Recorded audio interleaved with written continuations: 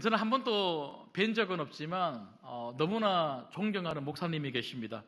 서울 영락교회 한경직 목사님이십니다. 아마 목회자들이 가장 존경하는 목사님 그러면 아마 1순위가 한경직 목사님이 아닐까 생각이 듭니다.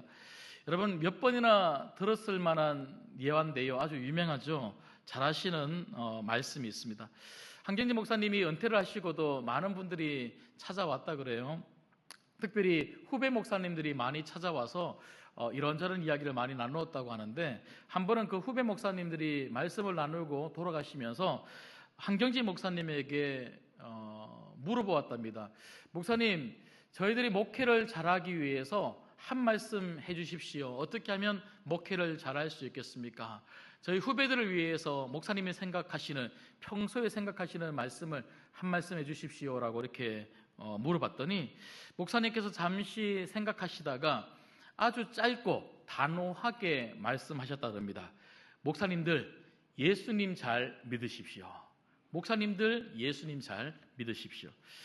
여러분, 예수님을 잘 믿으라고 하는 말은요, 세상의 불신자들, 예수 안 믿는 사람들이나 아니면 교회 안에 등록해서 다닌 지 얼마 안 되는 새가족들이나 아니면 교회를 떠나서 교회에 오지 않는, 예배 오지 않는 우리가 소위 가나안 성도들이라고 이야기하죠.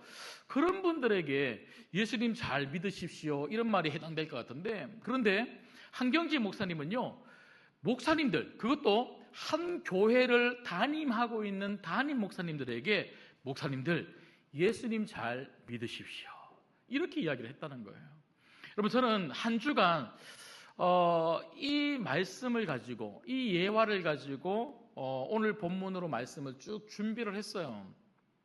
목요일 저녁이면 우리 교육자들에게 본문을 넘겨주어야 되기 때문에, 말씀의 대략적인 내용을 넘겨주어야 되기 때문에, 제가 사실은 예수님 잘 믿으라고 하는 이 한경직 목사님의 그 의미가, 그 말의 의미가 뭘지 제가 대략적으로 생각하는 그런 내용을 가지고 말씀을 준비해서 우리 교육자들에게 넘겨주었는데, 근데 제가 제 마음속에 계속 떠나지 않는 한 가지 질문은 뭐냐면요, 도대체 한경직 목사님은 왜 목사님들에게 예수님 잘 믿으라고 했을까? 예수님을 잘 믿는다는 것이 도대체 뭘까? 적어도 제가 생각하는 그런 답이 있어서 그 답을 가지고 설교 원고를 작성해서 우리 교육자들에게 주었지만, 도대체 한경직 목사님은 어떤 마음으로 이런 말씀하셨을까? 그 질문이 사실은 어제까지도 계속 지속이 되었습니다. 그런데 제가 어제 본문의 말씀을 다시 한 번 더 묵상하고 말씀을 쭉 정리하고 준비하면서 제가 인터넷을 통해서 이런저런 신문의 기사들을 살펴보다가 한 기독교 신문에서 1947년도, 엄청 오래됐죠. 1947년도에 누가복음 17장 5절에서 10절의 말씀을 가지고 한경직 목사님께서 신앙의 위력이라고 하는 제목으로 설교한 설교문이 올라와 있는 것을 제가 읽게 되었습니다. 사실 그 설교문을 제가 오늘 프린트해서 여러분들에게 쭉 읽어드리고 그냥 내려가도 될 만큼 너무너무 은혜가 되는 그런 말씀들이었는데요. 근데 제가 그 말씀을 읽는데 한경직 목사님이 이렇게 말씀하시는 거예요. 여러분, 참 신앙이 무엇인 줄 아십니까? 참 신앙이 무엇인 줄 아십니까? 사람은 걸어 다니는 것이 하나님의 뜻이요 창조의 원칙일진데, 우리의 가진 두 발로 걸어가야 할 것이요 주의 뜻이 무엇인가 알아보아 그 뜻대로 믿고 구하는 것이 신앙의 법칙일진데, 이 법칙을 무시하는 신앙과 이 법칙을 무시하는 기도는 하나님의 무한하신 능력을 받아오지 못할 것이 사실입니다. 이렇게 말씀하시는 거예요. 여러분, 이게 무슨 말입니까?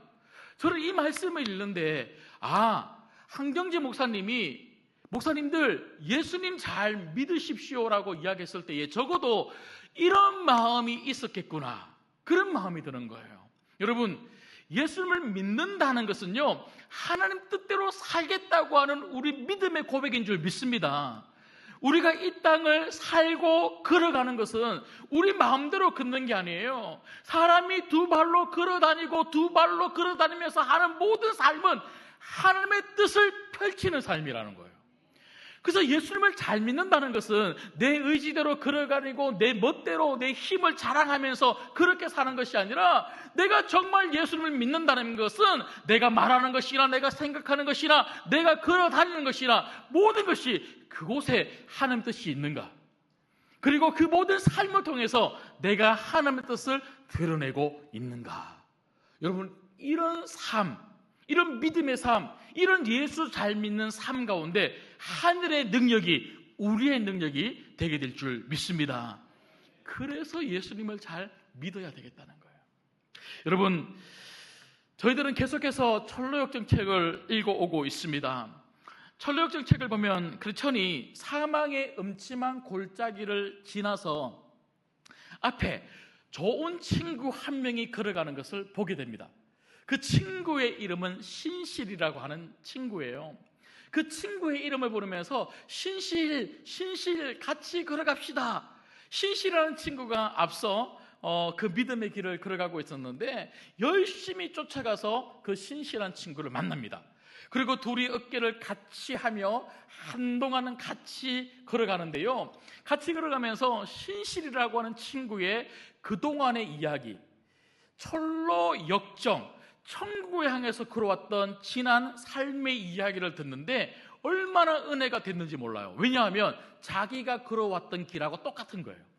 자기가 걸어왔던 그 길 위에서 신실하는 친구가 얼마나 그 신실함을 가지고 그 길을 잘 걸어왔는지에 대한 이야기를 들으니까요, 자신의 지난 걸음을 반추하기도 하면서 다시 힘을 얻으면서 진짜 기쁨으로 믿음의 길을 신실이라고 하는 친구와 잘 걸어가고 있었습니다. 그런데 얼마 걷지 않아서 저 앞에 보니까요, 이번에는 한쪽 길을 따라서 아주 멋지고 너무나 잘생긴 한 남자가 걸어가는 거예요. 그 멋지고 잘생긴 남자의 이름이 혹시 무엇인 줄 아십니까? 그 남자의 이름은요, 수다쟁입니다.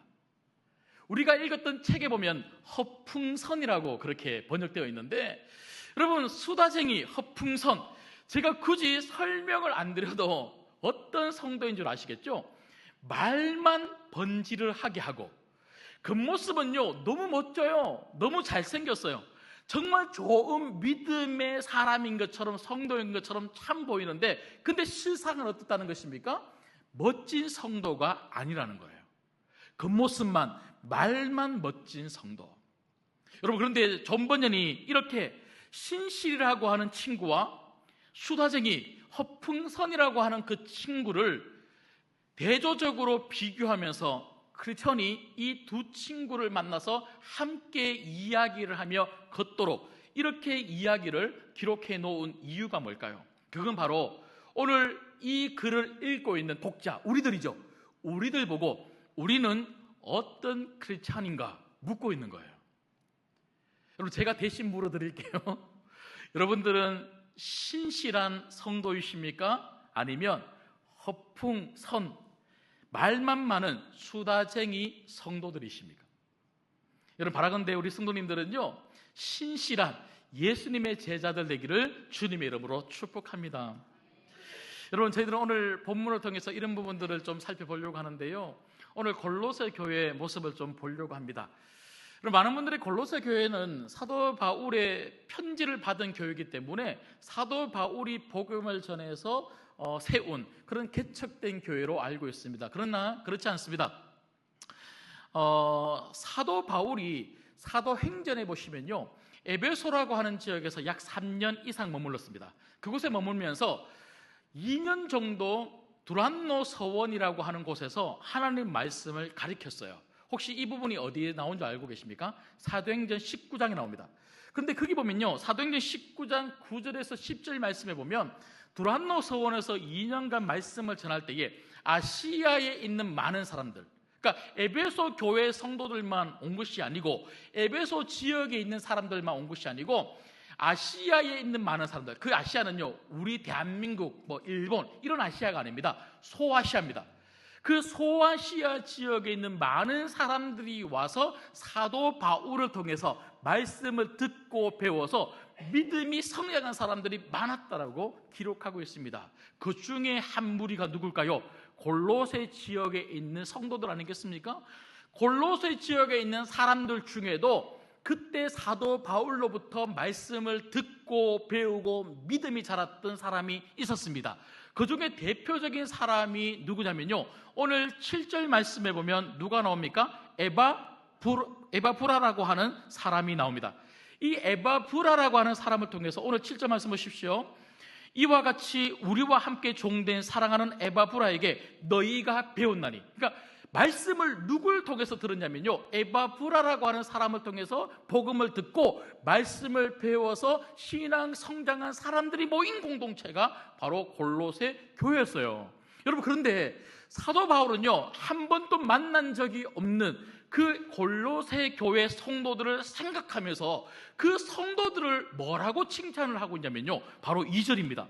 여러분, 2절 말씀을 우리 같이 읽겠습니다. 2절을 읽을게요. 시작.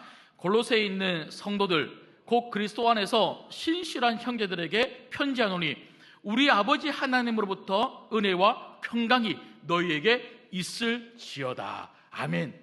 골로새 교회 성도들에게 편지를 쓰면서 한 번도 만난 적이 없는 그들을 생각하면서 지금 편지를 쓰는데 뭐라고 지금 칭찬하고 있냐면요, 신실한 형제들, 그리스도 안에서 신실한 형제들, 한마디로 이야기하면요, 예수님은 잘 믿는 성도들이라고 칭찬하고 있는 거예요.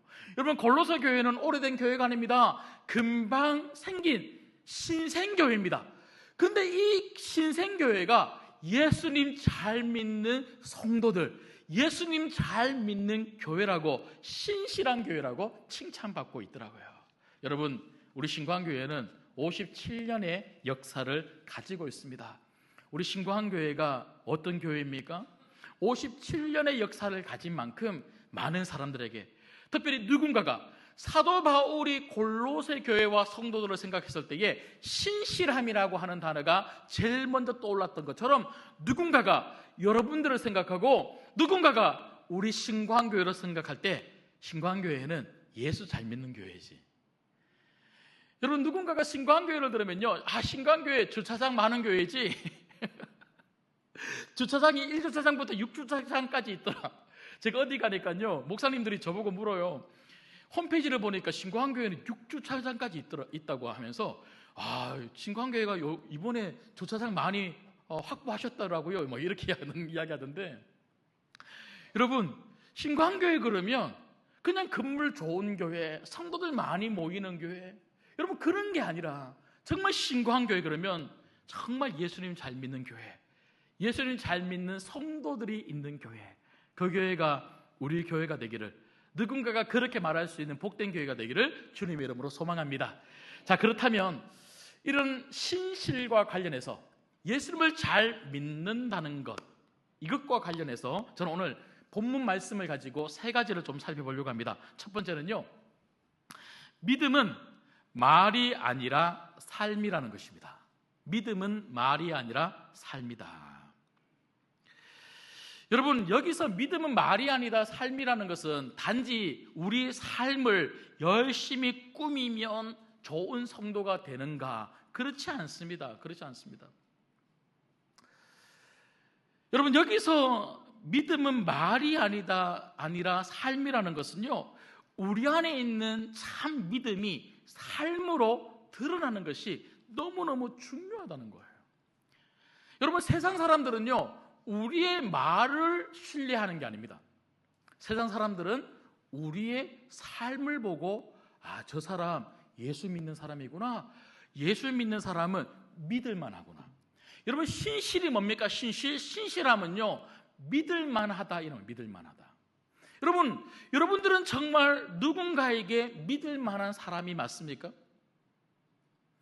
여러분, 한국 사람들이 제일 많이 말하는 말 중에 한 가지가 뭔 줄 아십니까?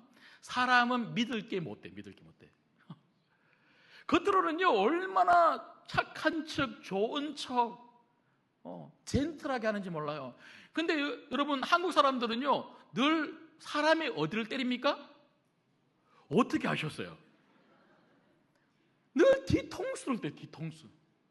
앞으로는요, 앞에 겉으로 볼 때는요 이런 사람, 도대체 어디 가도 이런 사람 만날 수 없을 것 같아. 그런데 꼭 뒤통수를 때려요. 그래서 늘 우리가 하는 말은 절대 사람 믿으면 안 돼. 절대 사람 믿으면 안 돼. 근데 여러분, 물론 우리는 예수님을 믿어야 되겠죠. 예수님만 믿어야 되겠죠. 하지만 정말 예수 잘 믿는 사람은 누군가에게 믿음을 줄 수 있어야 되는 거예요. 여러분, 철로역정 책을 보면 신실과 그리고 수다장이, 이 허풍선이라고 하는 이 두 친구와 그렇더니 한동안은 같이 걸어갑니다. 같이 걸어가면서 허풍선, 이 수다쟁이가 막 기도는 어떤 거고 믿음은 뭐고 하고 막 이야기를 해요. 그런 이야기를 막 듣는데, 그런데 그렇더니 나중에 신실이라고 하는 친구에게 뭐라고 이야기를 하냐면, 저 허풍선, 저 수다쟁이가 정말 어떤 사람인지 모르죠. 내가 저 사람에 대해서 말해주겠습니다 하고 이렇게 이야기합니다. 하나님의 나라란 말에 있지 아니하고 오직 능력에 있습니다. 기도와 회개, 믿음과 거듭남에 대해서 온갖 이야기를 다 늘어놓지만, 누가 그렇게 늘어놓는다는 거예요? 허풍선, 수다쟁이. 지금 들었죠? 저 수다쟁이는 모르는 게 없어요. 기도가 뭔지, 믿음이 뭔지, 예배가 뭔지, 성경이 뭔지, 교회가 뭔지 모르는 게 없어요. 여러분, 우리 중에도 혹시 그렇지 않습니까? 교회 20년, 30년 다니면요 모든 걸 다 아는 것처럼 말해요. 그래서 심지어는요, 교회는 이렇게 돼야 돼, 교회는 이런 걸 해야 돼, 예배는 이렇게 바뀌어야 되고, 그리고 전도는 이렇게 하는 거고, 모르는 게 없어. 모르는 게. 말은요 모든 걸 다 해요. 모든 걸. 그런데 기도의 자리에 안 와요. 전도해야 교회가 부흥하고, 전도해야 성령님이 역사하신다고 다 알고 있는데, 그렇게 말은 하면서도 전도의 자리에 없어요. 없어. 지금 이 허풍선, 수다자기가 그렇다는 거예요. 모르는 게 하나도 없는데, 교회에 대해서 마삭하게 다 알고 있는데, 그런데 실제로 그렇게 살지 않는다는 거죠. 그래서 크리스천이 그 허풍선에 대해서 이렇게 이야기합니다. 저 친구가 아는 것은 딱 하나 있다고. 그럴듯하게 말하는 법만 한다고. 진짜 저 친구가 모든 걸 다 아는 것처럼 보이지만, 저 친구가 아는 것은 그럴듯하게 말하는 법만 한다고.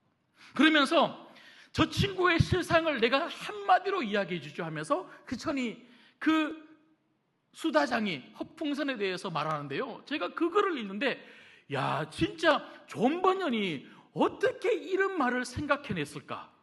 너무 마음에 확 와닿더라고요. 뭐라고 말한 줄 아십니까? 저 수다쟁이 허풍선은 밖에서는 천사지만 집에서는 악마라고 불리죠. 밖에서는 천사지만 집에서는 악마라고 불리죠.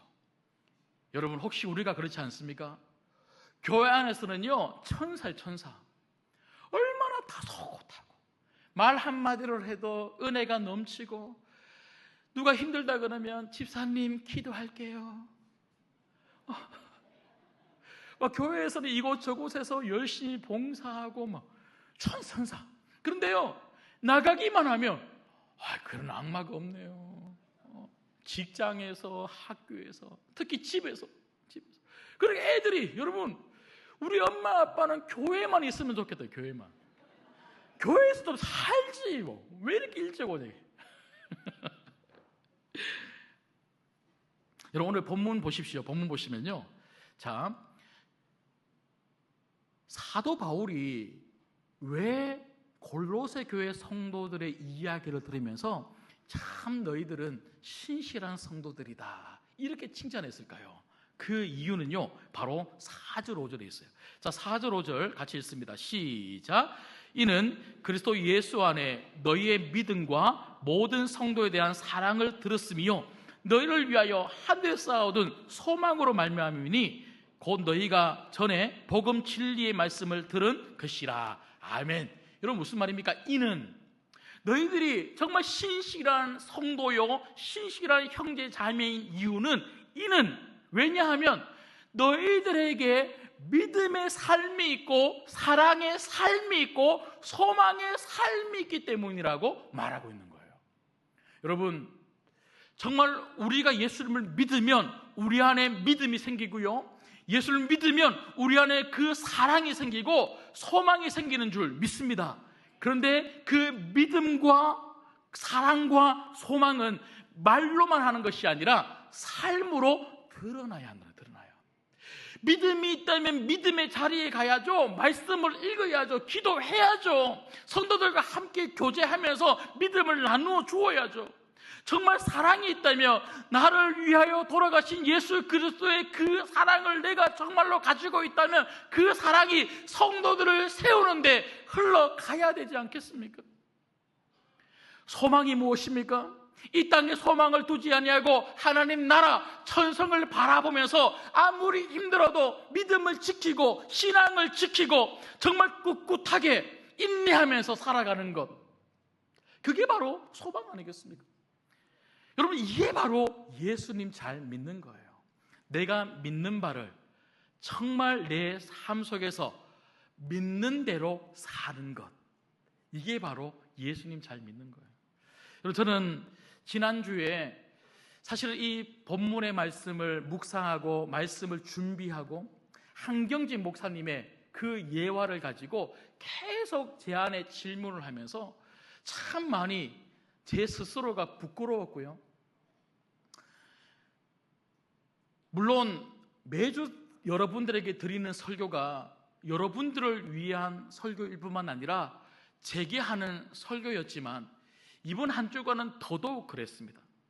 그러다 보니까요, 제가 말씀을 준비하면서도 참 부끄러웠지만 제가 지난주에 운전을 하다가 한 청년 사역자가 하는 설교를 듣는데 너무 제 자신이 부끄럽고요, 제게 물어봤어요. 박성호 목사야, 너는 네가 말한 대로 살고 있고 네가 믿는 대로 사는 목사가 맞는지. 저는 목사잖아요. 목사는 어떤 의미에서 여러분들보다 더 엄격한 말씀의 기준을 가지고 살아야 되는데 나는 진짜 하나님 말씀대로 하나님 뜻대로 살고 있는가?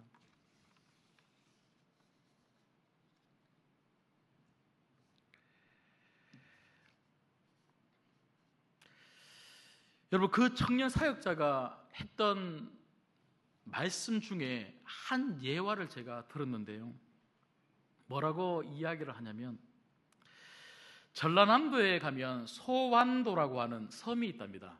혹시 소완도 아시는 분 계십니까? 소완도. 예, 전라남도에 그렇게 있다고 하네요. 근데 이 소완도라고 하는 섬이 크지 않은 섬이라 그럽니다. 그런데 이 소완도에 교회가 하나가 있는데요, 그 교회 목사님이 60을 훌쩍 넘은 목사님이신데 그곳에서 약 15년 이상을 정말 열심히 목회를 했다고 합니다.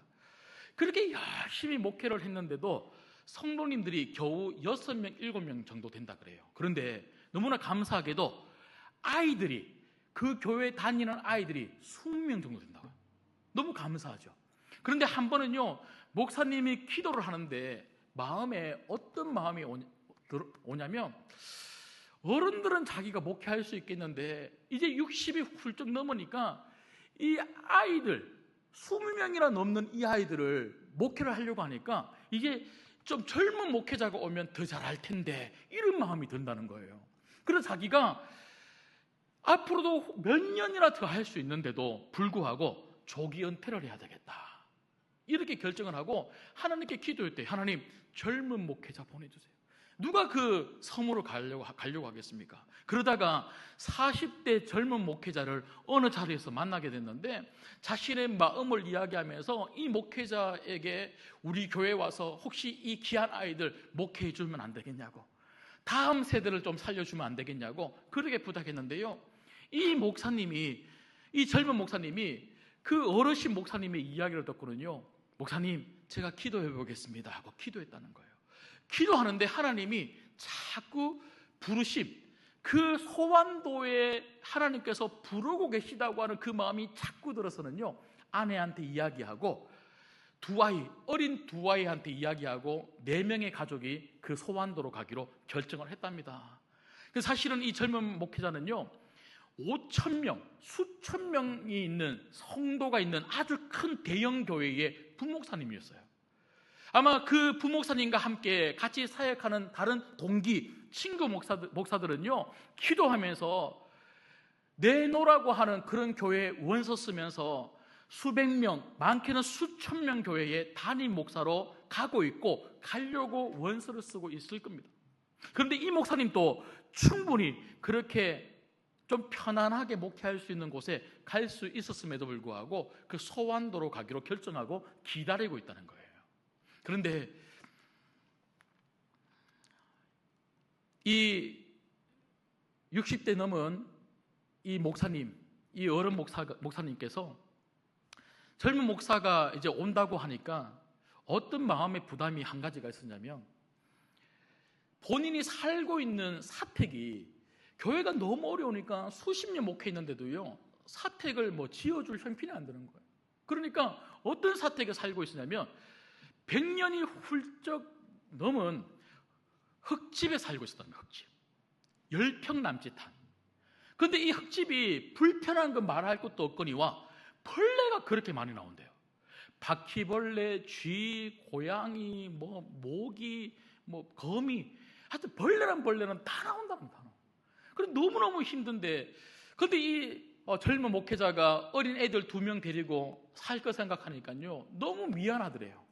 그런데 그렇다고 성도님들이 헌금을 내서 해줄 형편도 안 되고, 그래서 사모님하고 이야기해서는요, 몇 달 동안이나 이 목사님, 젊은 목회자 부부를 기다리면서 두 분께서 무트로 나가서, 육지로 나가서 생선을 팔고 젓갈을 팔면서 돈을 모았대요. 하루 종일 일하면서 돈을 그렇게 차곡차곡 모아서는요, 몇 달 동안 모은 그 돈을 가지고 크지는 않지만 작은 조그만 집을 하나 마련을 했답니다.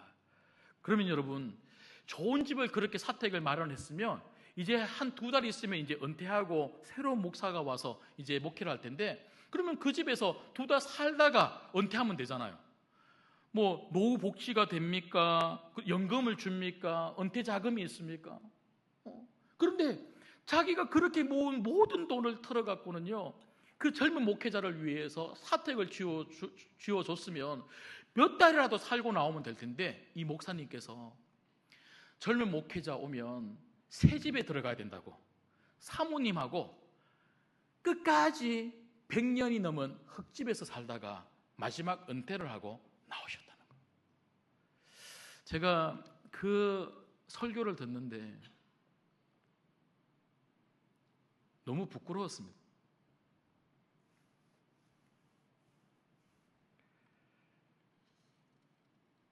나는 진짜 목사로 살고 있는가?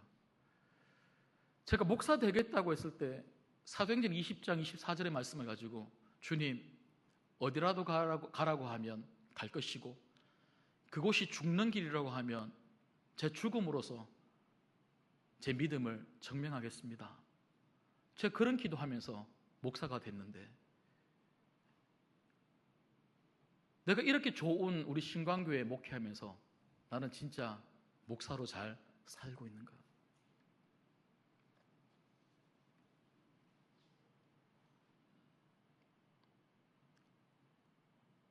여러분, 세상 사람들은 우리의 말을 듣고 교회가 저런 곳이구나 생각하는 게 아니라, 우리가 살아가는 삶을 통해서 십자가의 복음이 무엇인지를 알고 깨닫고 보게 됩니다. 오늘 이 말씀 앞에 서 있는 저와 여러분들이 정말 예수님 잘 믿는 길은 다른 것이 아니라, 내가 믿는다면 그 믿음대로 말하고, 그 믿음대로 생각하고, 그 믿음대로 사는 것입니다.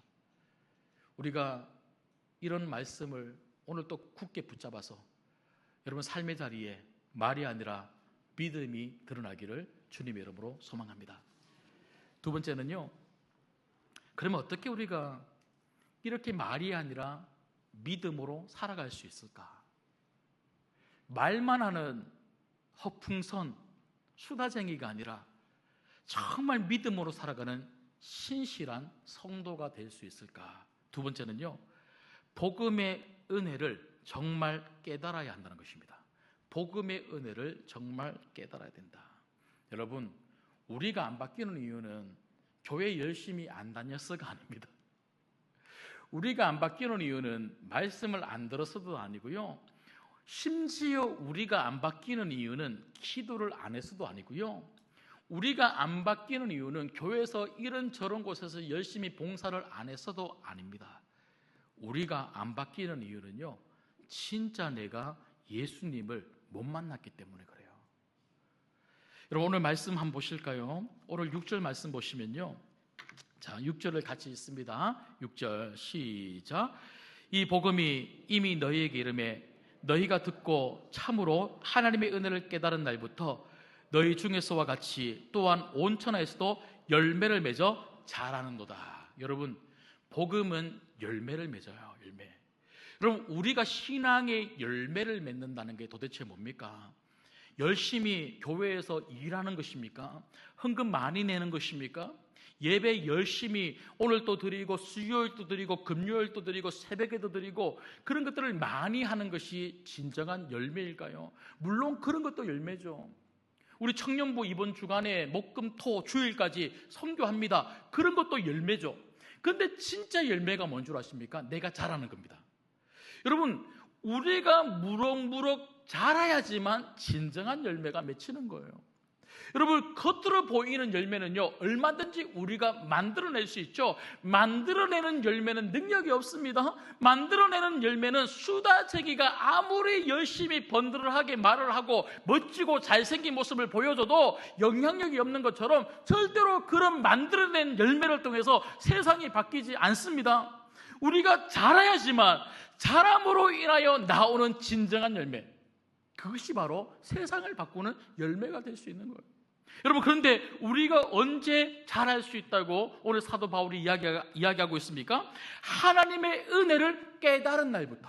하나님의 은혜를 깨달은 날부터. 다른 이야기를 하면요, 예수님을 진짜 만난 날부터. 예수님을 진정으로 복음을 통해서 만난 그때로부터. 여러분, 십자가의 복음이 우리 마음 안에 진짜 부딪히기 시작할 때 나를 위하여 십자가에 달려 죽으신 그 예수 그리스도가 우리의 주인이 되시는 줄 믿습니다. 우리의 주인이 될 때 우리는 그 주인의 음성에 귀를 기울이는 거예요.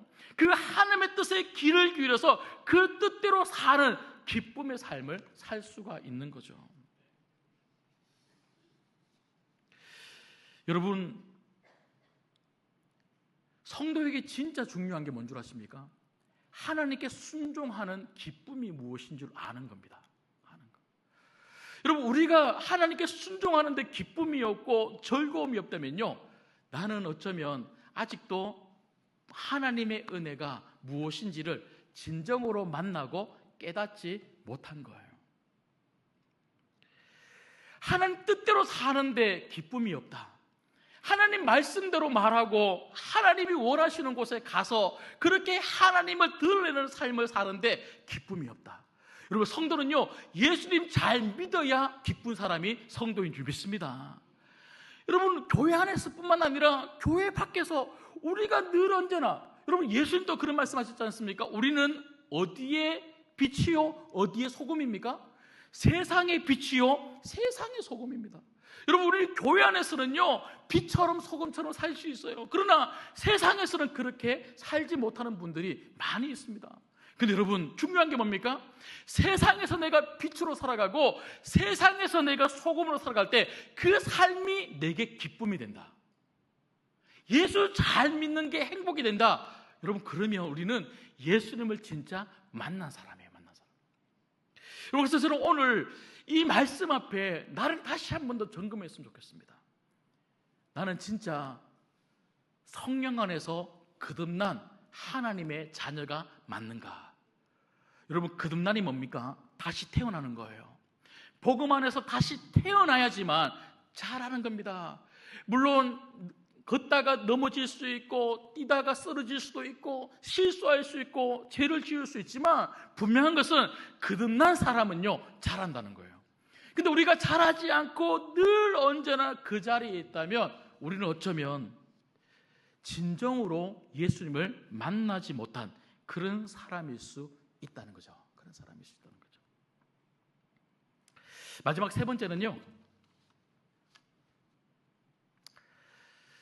우리는 신실함이 무엇인지 보고 배워야 한다는 것입니다. 우리가 예수님을 진짜 만나서 진짜 예수님이 우리의 주인이시구나, 우리의 구원자이시구나, 나 진짜 예수님 잘 믿어야지, 정말 예수님 잘 믿고 신실하게 살아가야지. 여러분, 그럴 때 우리 앞에 신실이 무엇인지를 보여줄 수 있는 친구가 필요하다는 거예요.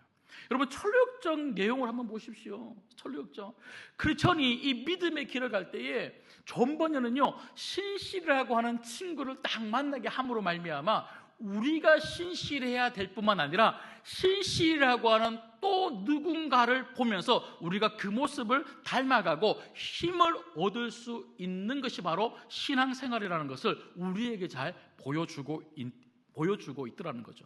여러분, 특별히 오늘 7절 말씀 보시면요, 여러분 2절 말씀에 나오는 그 성도들, 그리스도 예수 안에서 신실한 형제들, 그 골로새 교회 성도들의 그 신실함이 어디서부터 나오고 있냐면요, 7절 다시 보시죠. 자, 7절을 같이 읽습니다. 시작.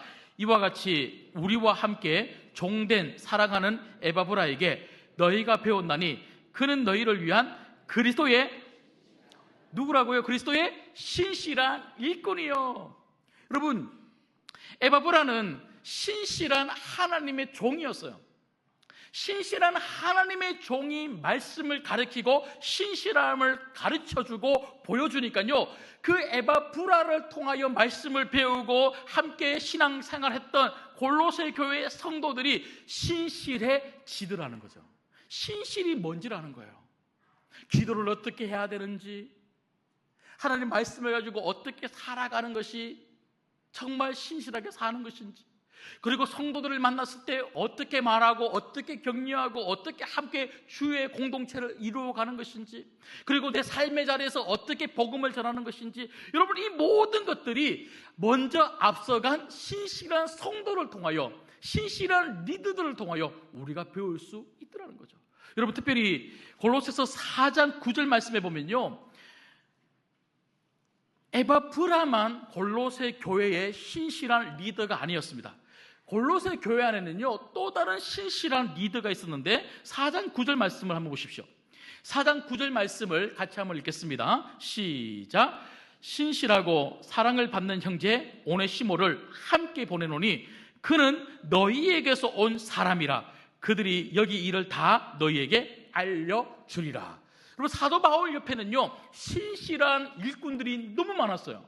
정말 예수 잘 믿는 일꾼들이 참 많았는데, 골로새서를 끝을 맺으면서 사도 바울은 4장 7절 이하에 어떤 사람이 있었는지를 쭉 나열하는 중에 9절 말씀에 너희 교회에서 나를 위하여 먼저 파송해 준 오네시모와 같은 사람들이 참으로 신실하다, 이 신실한 성도를 다시 너희들에게 보내준다라고 이렇게 이야기하고 있더라고요. 여러분, 이처럼 골로새 교회의 참 복이 무엇입니까? 신실한 리더들이 있었고, 그 신실한 리더들 때문에 성도들이 신실한 성도들로 잘 보면서 자랄 수가 있었다는 거죠. 여러분, 우리는 누구와 같이 있는가가 참 중요합니다. 우리는 누구와 같이 있는가가 참 중요합니다.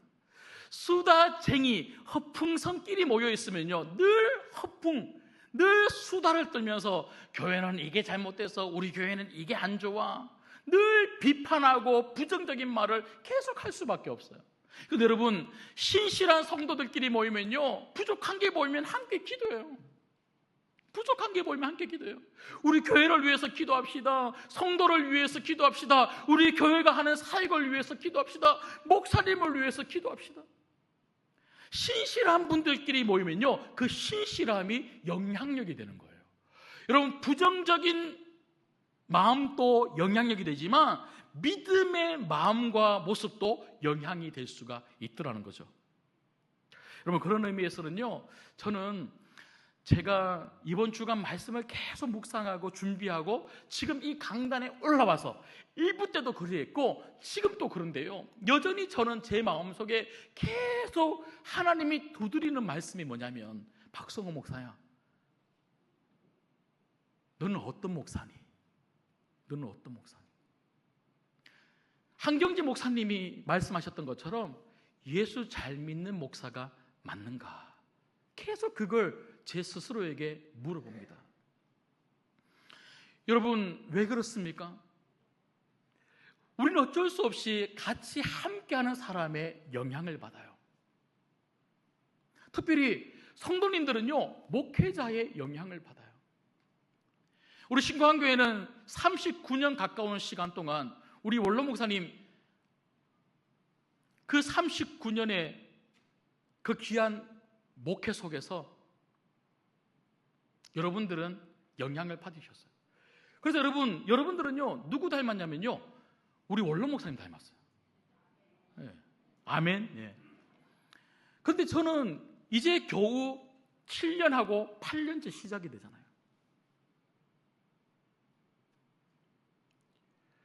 우리 신광교회가 50년 오는 동안에 우리 원로 목사님께서 열심히 사역하셔서 정말 원로 목사님을 닮은 너무나 신실한 그런 교회, 그래서 인천 노회뿐만 아니라 인천 지역의 많은 교회와 성도들에게 참 좋은, 그래서 성도님들 자랑이 원로 목사님 닮았다 그러면 너무 행복하고, 최일모 목사님 닮았다 그러면 참 기쁜데, 근데 박성호 목사 닮았다 그러면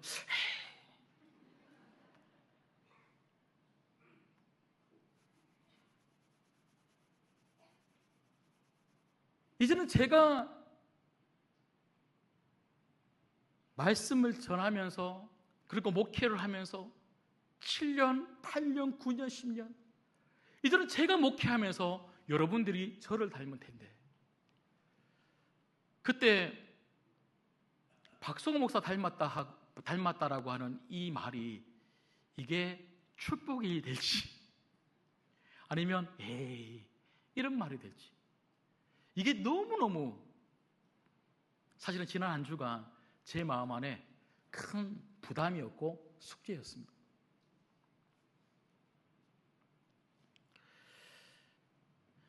여러분, 우리 서로에게 좋은 영향력을 줄 수 있는 신앙의 벗이 되었으면 좋겠습니다. 저도 여러분들 때문에 좋은 목사가 되었으면 좋겠고요, 여러분들도 저 때문에 좋은 성도가 되면 좋겠고요, 우리 서로 수다쟁이 말만 잘하는 그런 허풍선들만 모여있는 교회가 아니라 정말 예수 잘 믿는, 정말 예수 잘 믿는 그런 성도들이 되어서 예수 잘 믿는 우리 신광교회를 통해서 하나님 나라가 펼쳐질 수 있기를 주님의 이름으로 소망합니다. 말씀을 맺겠습니다. 한경진 목사님께서 1947년도에 누가복음 말씀을 가지고 쭉 말씀한 그 원고를 제가 읽는 중에 그 원고의 말미에 목사님께서 이렇게 말씀하시더라고요. 여러분, 여러분의 신앙을 위해서 여러분들은 하루에 1시간씩 기도하고 계십니까? 우리가 기도를 하지 않고서 어떻게 좋은 신앙의 사람이 될 수 있겠습니까? 기도하지 않으면 예수 잘 믿을 수 없다는 말 아니겠습니까? 그러면서 한 주간 동안 4가지를 위해서 매일매일 기도하자 그래요. 여러분, 저는 오늘 한경지 목사님의 마지막 그 4가지 기도하자고 했던 그 4가지를 여러분들에게 말씀을 드리면서 오늘 말씀을 좀 맺으려고 합니다. 첫 번째는요, 기도를 실천하십시오. 기도 말만 하지 말고 기도의 자리에 있자는 거예요. 꼭 교회가 아니어도 여러분 아침에 눈을 뜨고 그리고 내가 눈을 감기 전에 꼭 기도하시면 좋겠습니다. 근데 한경지 목사님은요, 꼭 기도를 할 때 이것부터 기도하세요. 우리의 죄를 고백하는 것으로부터. 여러분, 신실함이 뭡니까? 하나님 뜻대로 사는 거예요. 그러면 죄는 뭡니까? 하나님 뜻대로 살지 않는 거예요. 죄를 회개하고 하나님께로 다시 돌아가 하나님의 뜻이 무엇인지를 우리가 알고 그 뜻대로 살아갈 때 우리가 신실한 성도 되게 될 줄 믿습니다. 두 번째는요, 감사 기도를 하는 것입니다. 하나님께서 베풀어 주신 그 은혜를 우리가 날마다 감사할 때 그 은혜에 보답하는 신실한 삶을 살 수 있다는 거예요. 세 번째는요, 하나님의 뜻이 무엇입니까? 나 오늘 무엇 하면서 살아가야 할까요? 우리의 사명을 두고 하나님께 물어보자는 거예요. 하나님, 제가 우리 학교에서, 우리 직장에서, 우리 가정에서, 우리 교회에서 무엇 하면서 살아야 될까요? 그 하나님 뜻을 듣고 그 뜻을 실천하는 것, 이게 바로 신실함입니다. 마지막 네 번째는요, 남을 위하여 기도하자는 거예요. 나만 예수 잘 믿기를 기도하지 말고 우리 자녀를 위해서 기도하고 우리 성도들을 위해서 기도하고 우리 신광교회를 위해서 기도하고 예수 믿지 아니하는 자들을 위해서 기도하면서 그들에게 진짜 신실함으로 살아가는 것이 얼마나 행복한 것인지 이번 한 주간 보여줄 수 있는 복된 예수 잘 믿는 여러분 되시기를 주님의 이름으로 축복합니다. 기도하겠습니다.